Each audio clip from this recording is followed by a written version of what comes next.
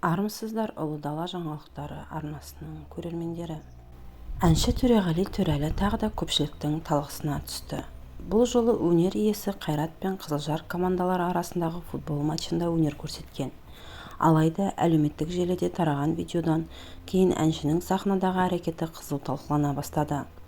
Видео Төреғалидің қолынан микрофон түсіп кетіп, сахнада еркін қимылдап жүргені байқалады.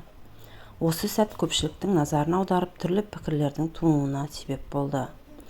Әлеуметтік желі қолданушылары екіге бөлінді. Бірі әншінің шаршағанын немесе көңіл күйінің көтеріңкі болғанын айтса, енді бірі оның сахнадағы әрекетін сынға алды.